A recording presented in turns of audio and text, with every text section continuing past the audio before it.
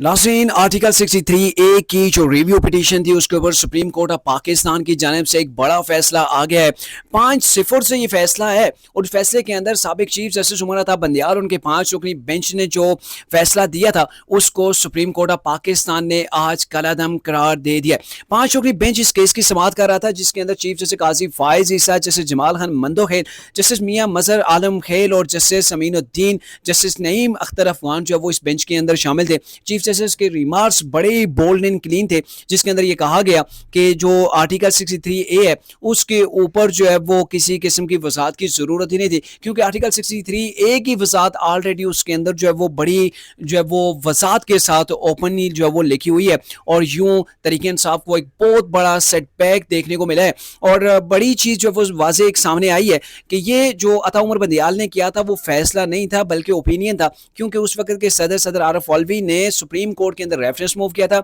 जिस रेफरेंस के अंदर ये वजाहत मांगी गई थी कि हमें जो है वो बताया जाए, हमें ओपिनियन दिया जाए कि आर्टिकल 63A की वजाहत के हवाले से, उसकी तशरीह के हवाले से। तो वो जो फैसला था वो फैसला नहीं था, वो किसी के ऊपर बाइंडिंग नहीं था। अगर उसके ऊपर कोई इम्प्लीमेंट जो है वो नहीं भी करता तो भी उसको जो है वो सजा नहीं होती, बल्कि जस्ट वो एक वजाहत थी और वजाहत के अंदर जो है वो ओपिनियन था। यानी कहने का मतलब यह है कि आर्टिकल 63A का उस वक्त जो फैसला किया गया था, जिसको फैसले के तौर पर कौम को दिखाया गया, वो फैसला नहीं था बल्कि जस्ट प्रेसिडेंट ऑफ पाकिस्तान को सुप्रीम कोर्ट ने अपनी राय दी थी कि कोई भी शख्स जो है वो अगर पार्टी पॉलिसी के खिलाफ जाता है तो उसके ऊपर आर्टिकल 63A के तहत उसको नाअहल भी करार दिया जाएगा और साथ में उसका वोट भी काउंट नहीं होगा। यानी कहने का मतलब है कि अगर अब भी गवर्नमेंट जो वो आईनी तरमीम करने जा रही है,